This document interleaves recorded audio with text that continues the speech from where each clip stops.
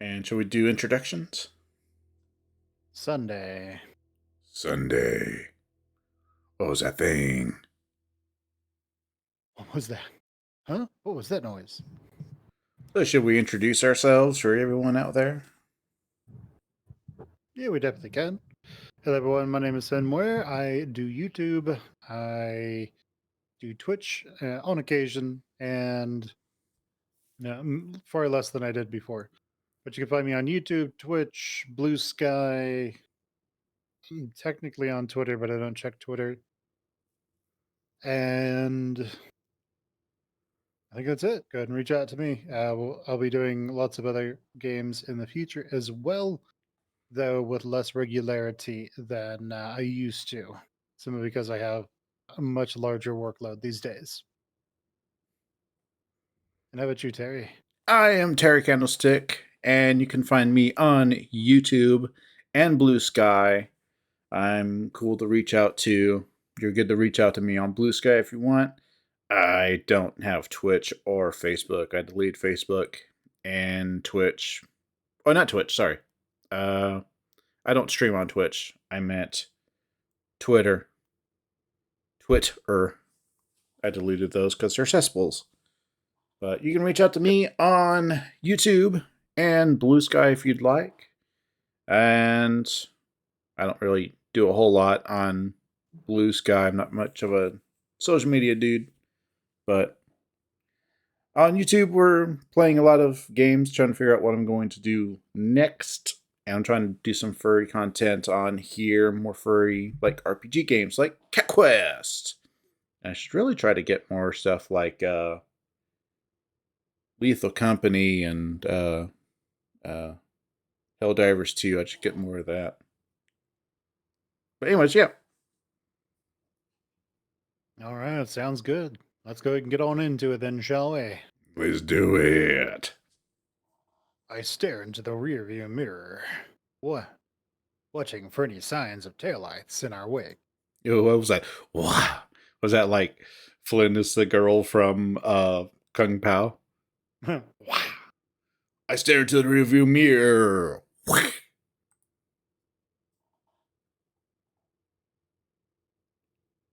I stare into the rearview mirror. Wee wee. Leo's driving, of course. Yo, wee wee wee wee. All right, Leo's driving, of course. Carl's feeling woozy after everything that happened. I wish I was sitting in the back with him, but unfortunately, my legs are too long. That and Leo's van is clearly not designed for folk with thick tails, so I gotta sit with my cheek straddling the edge to make room. He's sitting in between Jenna and TJ, with Dax and Chase in the back. There's been some chatter about what happened, and what's bullshit and not bullshit. TJ's the only one who's been quiet. Though, one thing's for certain. With everything that's happened, everyone seems pretty focused on getting out of town. Metal Gear. Metal Leo Gear doesn't. Echo. Leo. Not Metal Gear. Leo. Leo Yeah, Gear sure. Echo. Metal Gear doesn't floor it like I expected him to. Liquid doesn't floor it like I expected him to. But we moved down the beach, the bench of the mountain, and through the town speedily enough. I see Jenna. I see Big Boss. Look down. She's kind of big boss. Look She's just down. so small, though. Yeah. I see Jenna look out her own window intently, and I can only imagine it's to see if she can spot Jeremy, maybe even her mother.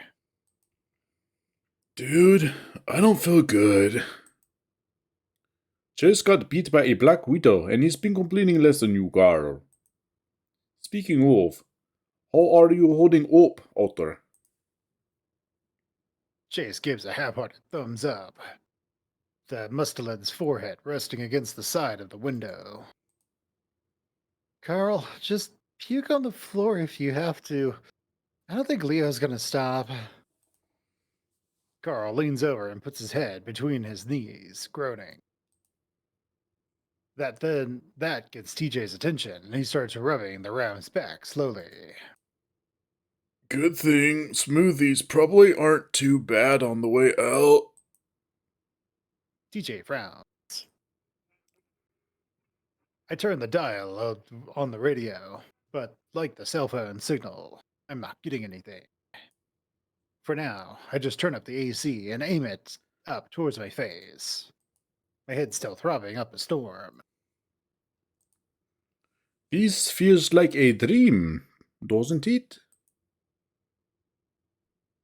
Leah speaks softly, too quietly for anyone behind us to hear. I wouldn't know. You locked Chase in a spider-infested room, then lied to us about it. I sigh, crossing my forearms over the dashboard and leaning my face into them. I'm not in the mood for this shit, Leo. And then you risked your life to save him. Like a gun and everything, straight out of a scene in those westerns we used to watch. Beton Access Channel, remember? Scooter guy back there reminded me of Deputy Jacques from the Tumbleweed Armadillo with his whole speech. I crane my head up a little, raising a brow at the wolf. He seems pretty focused on the road. Dexter and Chase are muttering about something in the back of the van, but I can't make any of it out. But why? I mean, you could have finally gotten your revenge or whatever, yeah? It's hard to read the big wolf's expression. He's certainly different than his previous bullshit persona as the cheery spring break patriarch. He seems old, way older than he actually is. Fucking hell, Leo. I don't want Chase dead. My tone comes out a bit more tired and exasperated than genuinely angry. I just want the truth. Leo turns to me and says, "You can't handle the truth." Suddenly he's in a military uniform in a tribunal, a military court. I thought we were driving. All of a sudden, it's a goddamn courtroom.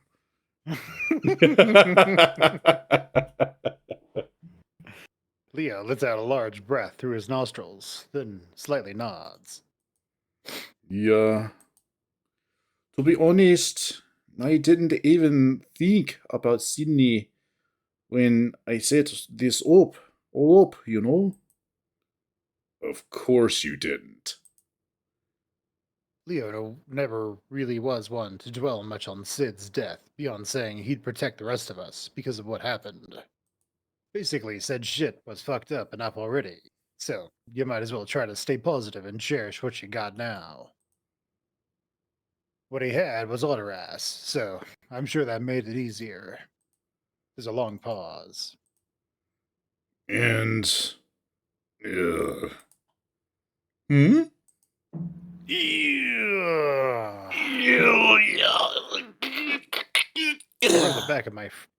Sorry. I rubbed the back of my frilled head. Never mind. Nothing. Mm-hmm. Another long silence. Dax gives Chase a bottle of water, and Carl starts to play a game on his phone. A few minutes later, we're already passing the lake. So.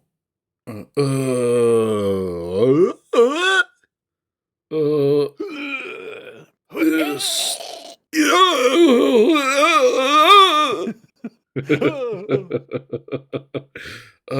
So it's. Is it Sunday already? Sunday morning? That's what the clock says. What a fucking day. I don't say anything in response. We never got to ask Flynn's aunt about the thing. We could always go back and ask. What? No, He's kidding, TJ. Oh. Man, Jenna's voice got deep. That's it, TJ, right? Yeah, but that's Jenna. Oh. I just saw yellow and was He's like, that's kidding, Flynn. TJ. Oh. All right, TJ, go for it. Oh. He's kidding, TJ. Oh. There you go. Oh. Links. Ow. The links. The lynx. The lynx. The lynx is on fire. And then that one girl who sings that song. This lynx is on fire. You just see TJ on fire running around.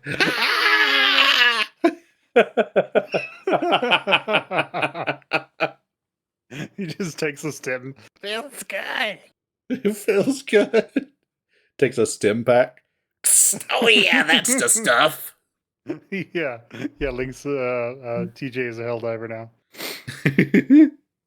The Lynx stares at the space between his knees. Do you actually think she'd know anything about it, Flynn? I don't know. She and Mark knew enough about what happened with that body, though. Carl shivers and puts his head back down while TJ continues to rub his back. A few minutes of silence go by before Carl speaks up again. That feels kind of nice. Reminds me of my mom. Yeah, actually, my mom did it too. Though it might help. Thought it might help. Hey, I love you. Just so you know. All of you guys. I'm glad we're getting out of here. Fuck it. I'm going back to Pueblo. I raise a brow bridge. Brow bridge. I raise a brow ridge at the ram. And I'm taking you with me. He points a finger toward me, leaning forward enough that he pokes me in the shoulder. I restrain a smile, instead letting out an idle grunt. Me?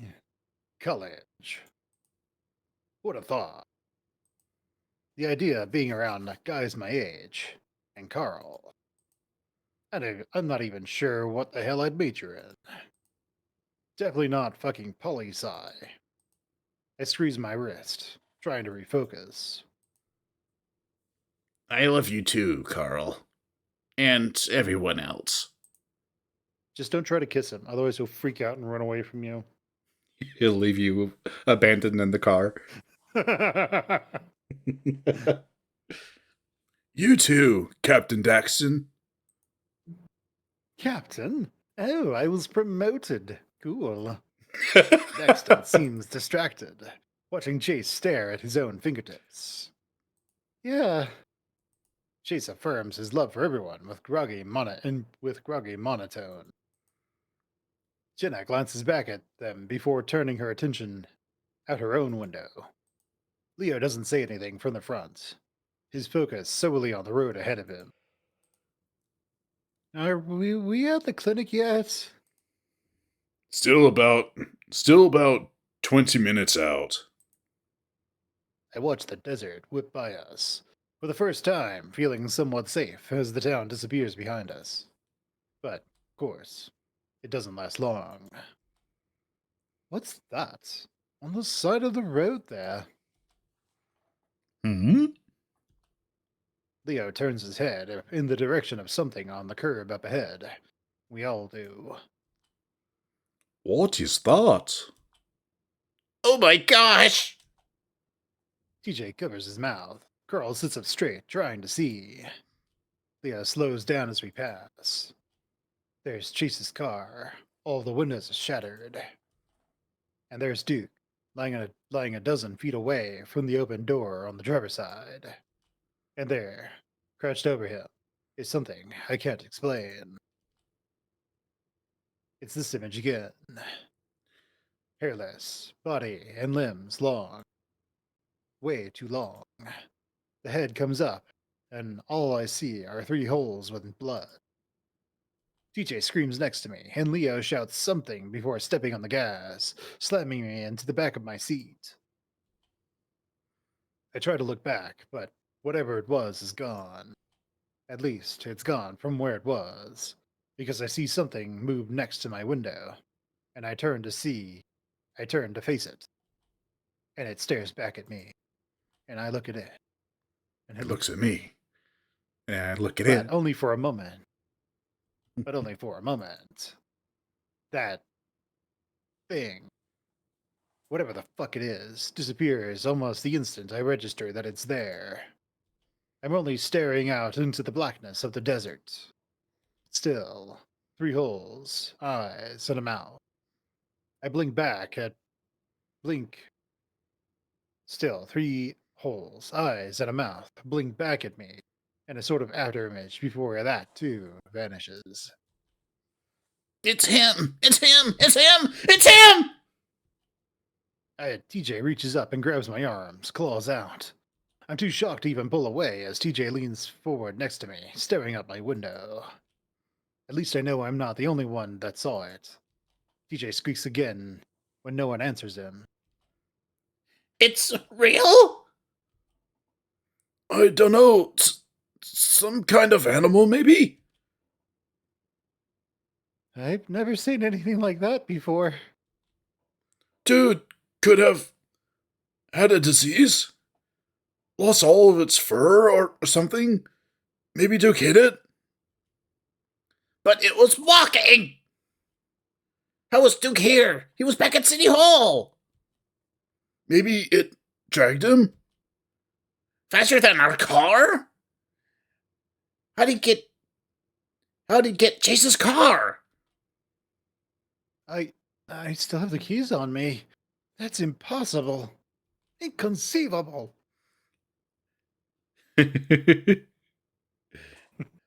I bet that alien, that thing, whatever it is immune to the poison it mixed into our drinks. Aha. Ha Could have hotwired it. I don't know, man. TJ leans back, looping his arms around Curls, and I can see him shaking. I look over my shoulder, through the back window. Jesus fuck. Just like Dax described. There, we've all seen it. It's how I remember, but I don't remember it ever moving that fast. Or with, blood. Jenna rings her paws together, speaking quietly. Her tone is thoughtful and worried, as if she is trying to rationalize this all to herself. Fuck. That's what got Salem, isn't it? Jesus. Don't fucking take your foot off the gas, Leo. Leo doesn't respond, staring hard ahead. He's squeezing the wheel so hard, it looks like it's bending. I pull back the hammer on the repeater, holding the rifle across my chest, with barrel pointed towards the window. I remember Duke's pistol that I stowed in the car door handle holder earlier. I grab it and toss it in the back seat. Jenna grabs it without hesitation, aiming at the opposite direction. This is freaking nuts! At this point, Chase's car is a good distance away, only visible because the headlights are on. A streak of light fading out across the desert. Duke's dead, isn't he?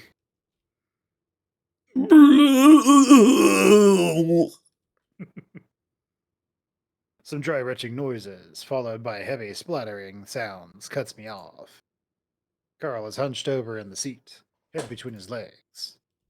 It isn't hard to figure out what just happened, especially when the smell hits me. Oh my gosh, Carl! TJ looks torn between blanching away and comforting the ram. Carl comes back up, looking like he's about to say something before diving forward again. A much louder retch, followed by a much quieter plopping sounds follows.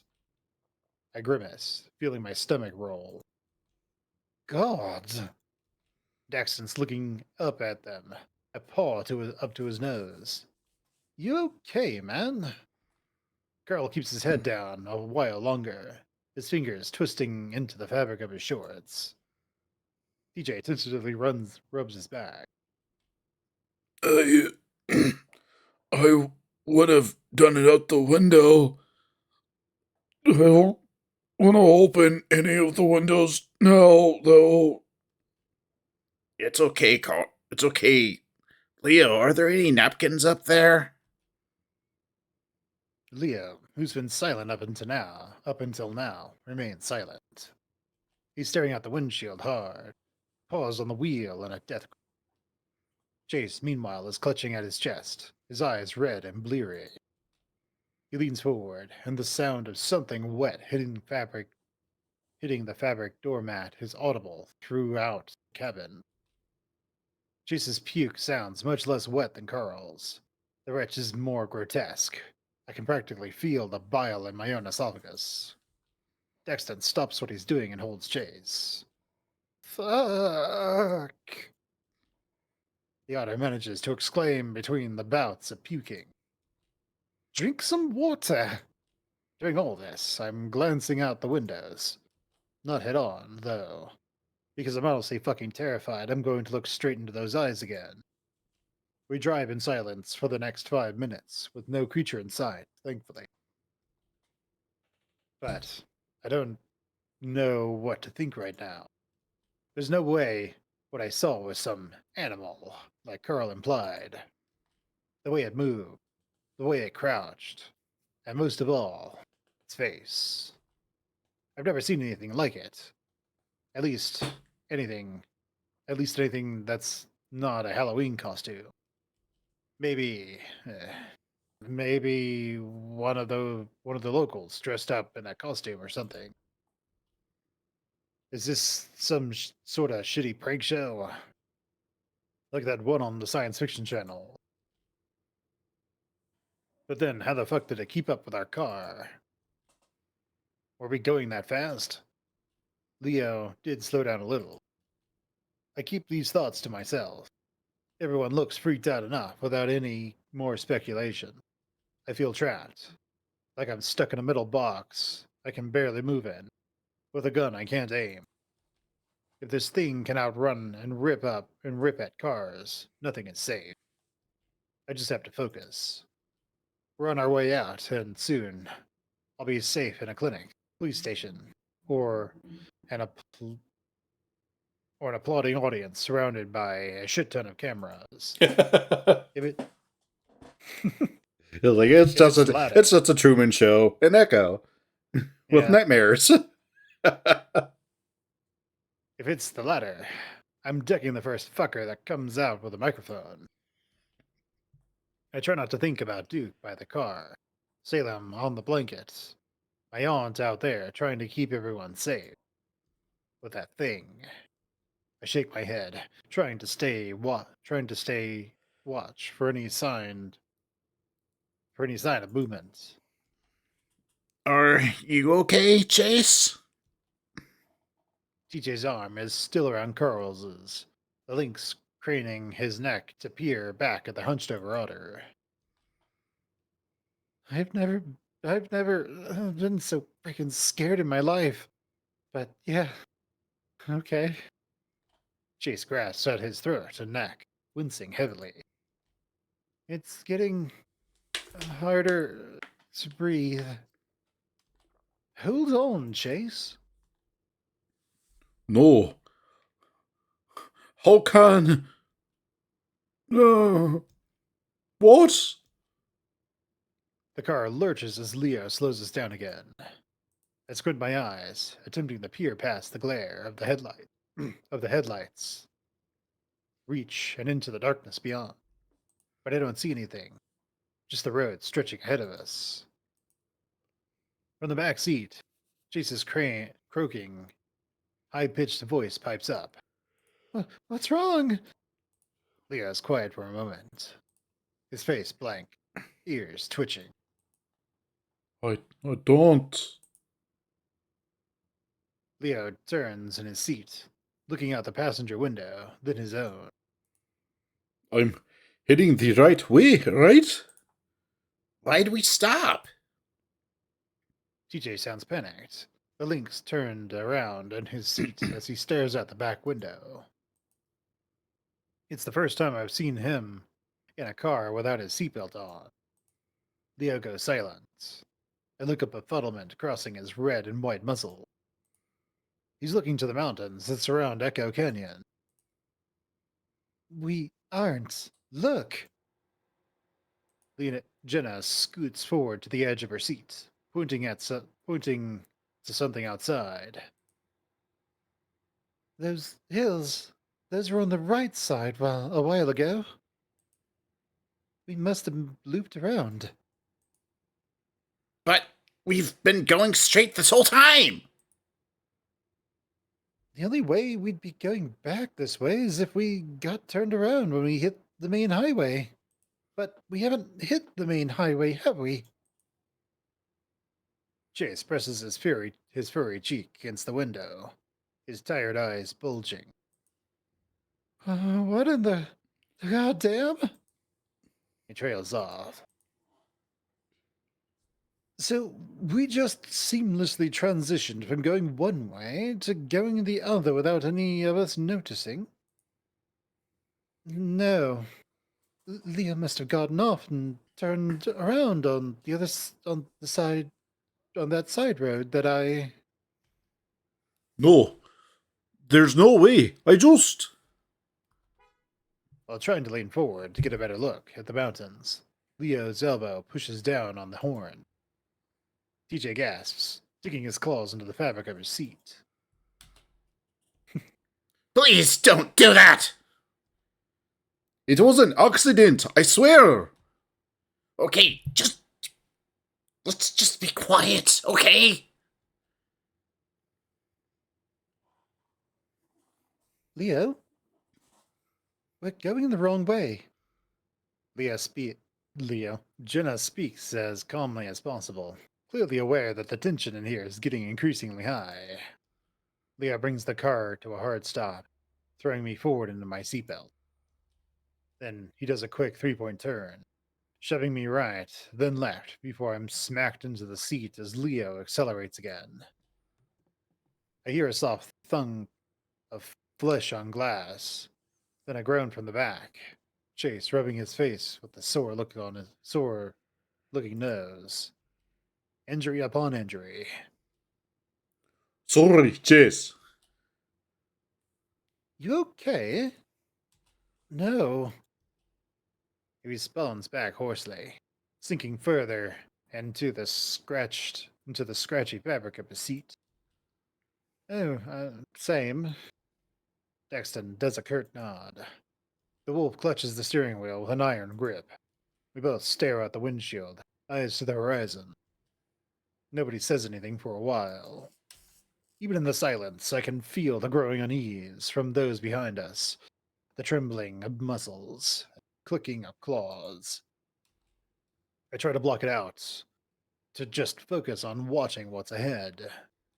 All things considered, it's not so bad as long as I can keep the fear from clouding my mind. Though, that could be said for most things in life. I take a sip of my water. We just have to keep driving to get out of this fucking town. We can't get sidetracked again, especially with that fucking eyeless thing around. I wonder if it heard the horn earlier. I focus on the mountains now, making sure that they don't disappear. They slope up and down gently under the moonlight, speckled with the dark spots of rock and vegetation. Vaguely, I remember back when I was younger, leading Sydney around the bend and entering his explorer fantasies. I brought my BB gun, and he'd run around, shooting at mesquite trees and looking for signs of lost native treasure. I told him that the pioneers thought there was a city of gold buried beneath the mountainous topsoil. waiting to be unearthed. He fucking loved that. Even brought a little trench shovel, too, as he put, dig his own mine. Pretty sure he thought that was the whole reason for Echo's old mine, to find the city and shit. It wasn't a complete lie either. The Hukte tribe supposedly told the conquistador types that treasure and riches were stored aplenty in the Meseta territory around here centuries ago. Of course, it was so they'd fuck off and bother their rivals instead of them. But the prospectors did eventually find gold in the mountains. All Sid ever found was some feldspar and alabaster quartz. He kept a whole collection. I blink, staring out the window as the mountains disappear, as the mountains just disappear, slope down into nothing. I squint, then I look out Chase's window on the back in the back. Sure enough, mountains. Leo. God damn it! Leo speeds up instead of turning around, though. Dude! What are you doing? TJ's claws come out against my skin again as he gets that scared cat look in his eyes. Leo mumbles, mostly to himself. No, there's no way this heads back to Echo. No way, yeah? Leo, slow down a little. Leo takes in a seething breath. Just trust me, okay? This is getting out of hand.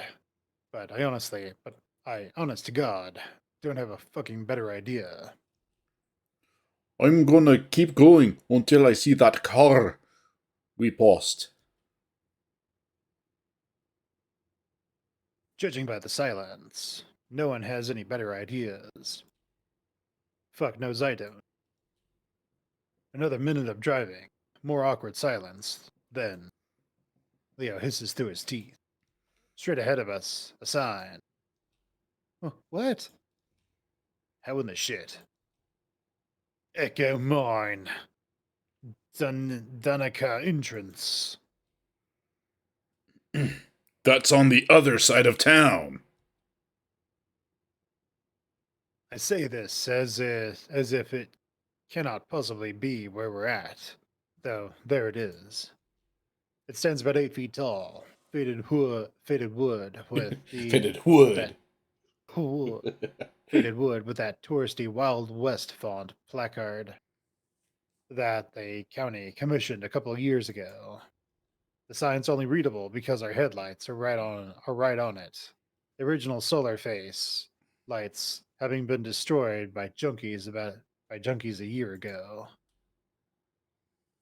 Leo thins his lips, driving right past it. The minute passes, and it becomes increasingly difficult to place exactly where we are. On this side of town, I can see that smoke from earlier more clearly, too. The smell, like burnt charcoal, seeps into the cabin through the AC. It's like a barbecue out there.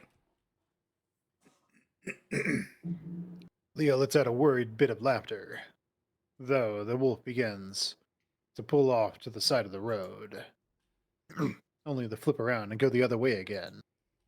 Jenna lets out a strange sigh. It's laden with exasperation, but there's a slight quiver in her vocal cords. We keep going, and more time passes. Daxton mutters something. I can't quite make out to Carl, who has been oddly silent, his paws over his face. I occasionally catch Chase looking at me through the rear-view mirror.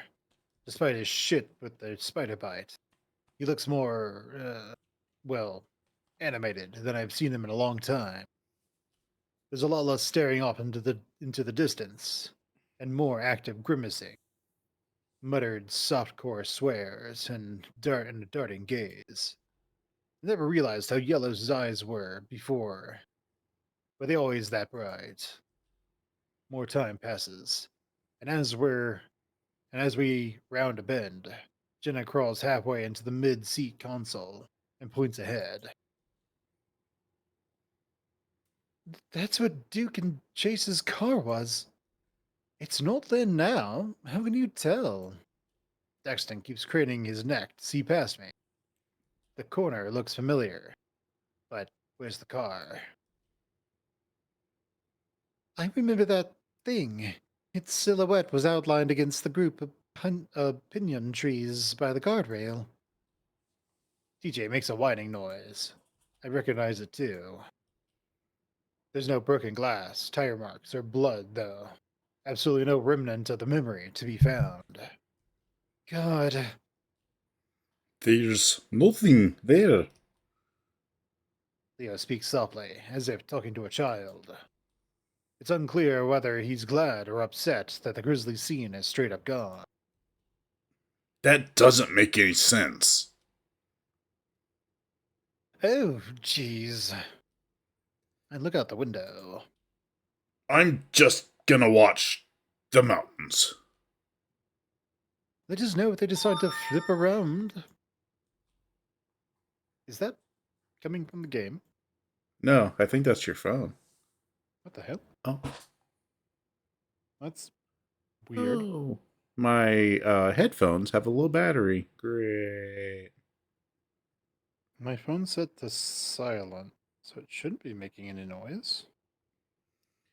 But I think I know what I can do. I didn't need to charge these. Okay. Well, I think this might be a good place to cut it because I need to go charge these headphones, which haven't told me that they were low. And then I'll get my old headphones. Or maybe. So Yeah. you want to take a break? Yeah, let's take a quick break here. Alright, sounds good. All right. Alright, guys, we'll be right back.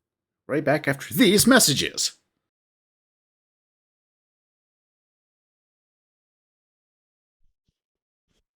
This break has been brought to you by Echo Polos.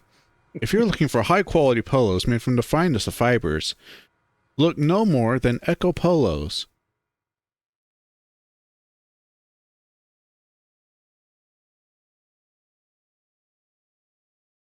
He lets out a dry, terrified chuckle.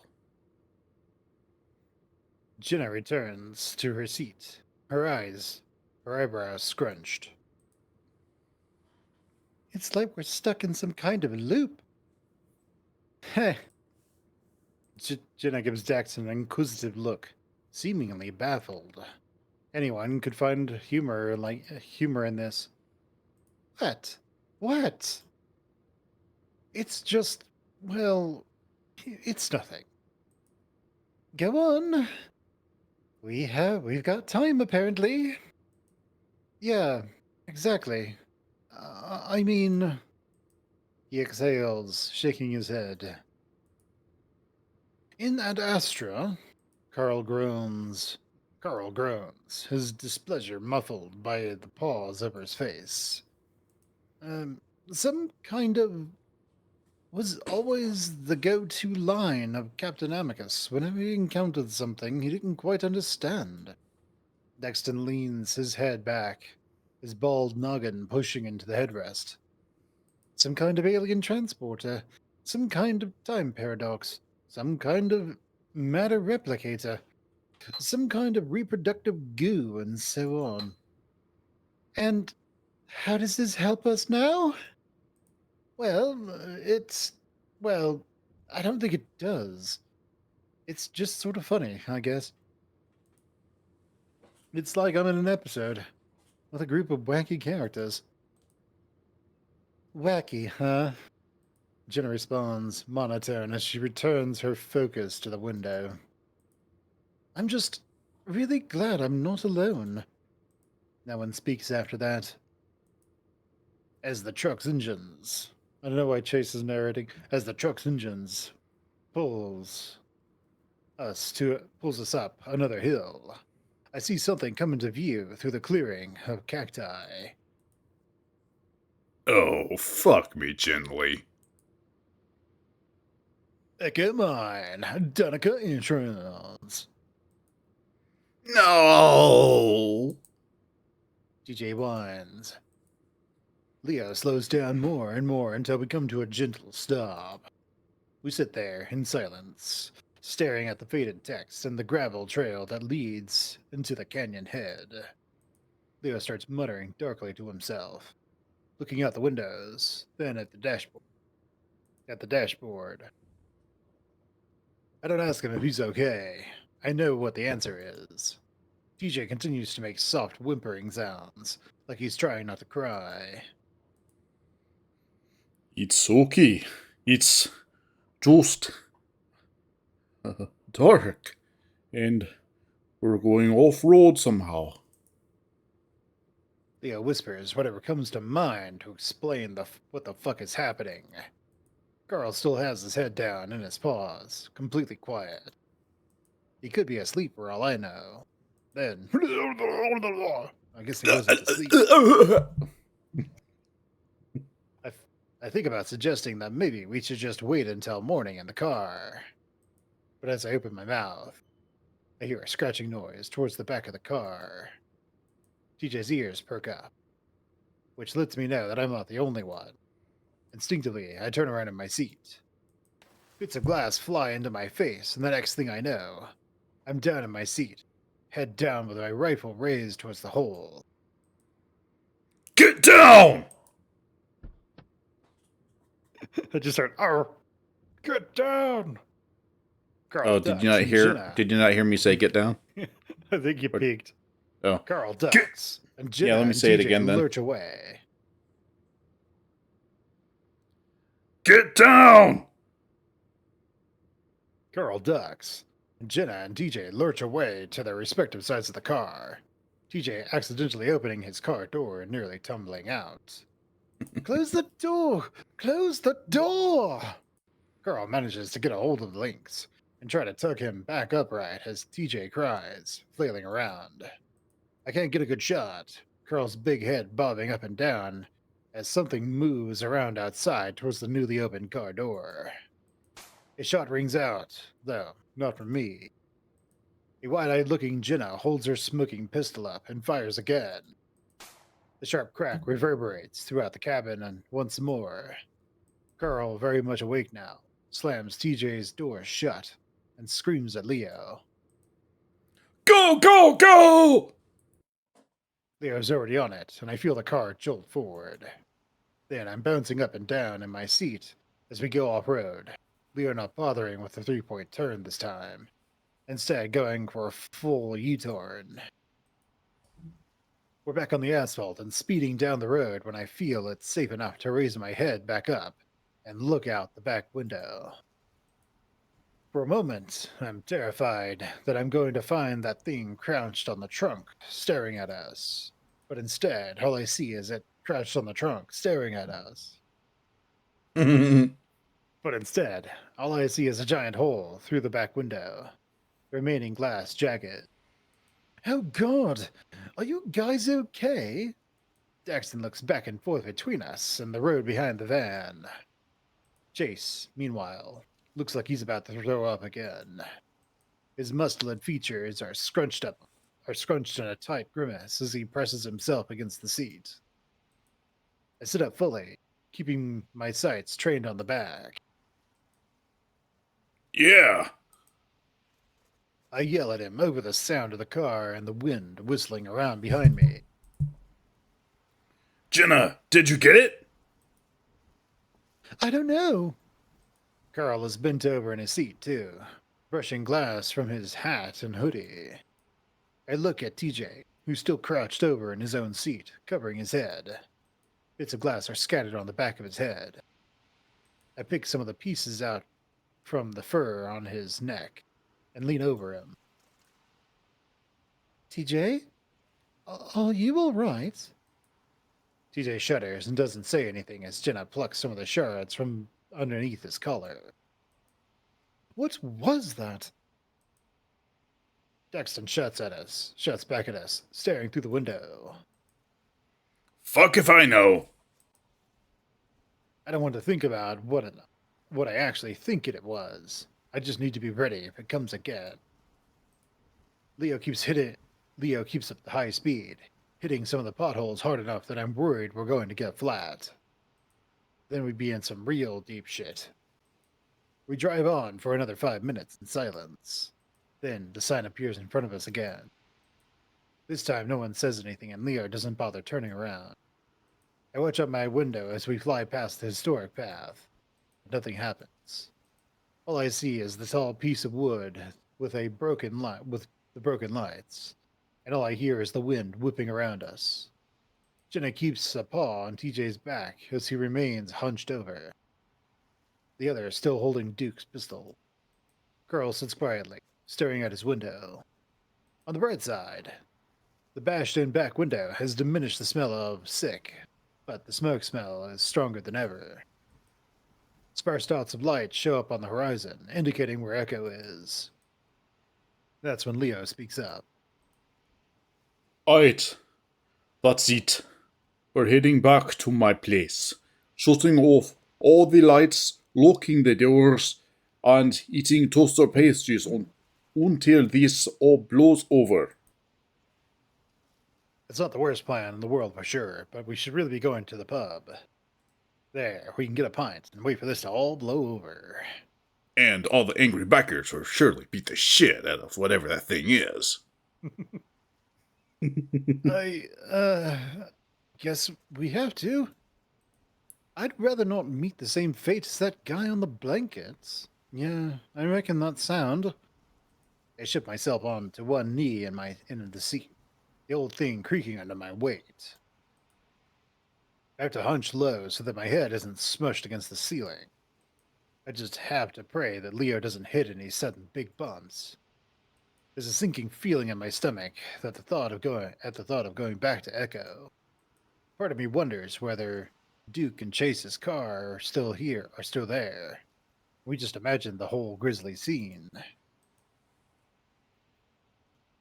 I stare out my window, watching the hills move slowly under the moonlight as we turn onto Lake Emma Road.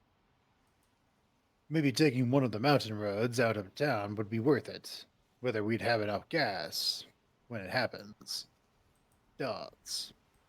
The crashed figure sits on the peak of the hill, just about 50 feet up from where we are. I squinted it, just barely able to make out what looks like shoulders and a head hunched under the light of the moon. Oh shit. I'm directly across from the thing when I open my mouth, but I'm barely able to make a sound when it moves. It dashed down the hill in a blink of an eye, covering the distance between it and our car in a matter of 2 seconds. One moment I'm staring at the tiny black figure. The next, it's right up against the car, smashing into the side between my door and Jenna's.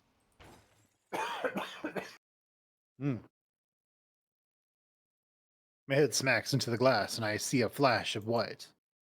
At the same time, I hear Jenna shout at us to hold on. TJ screams. Carl yells.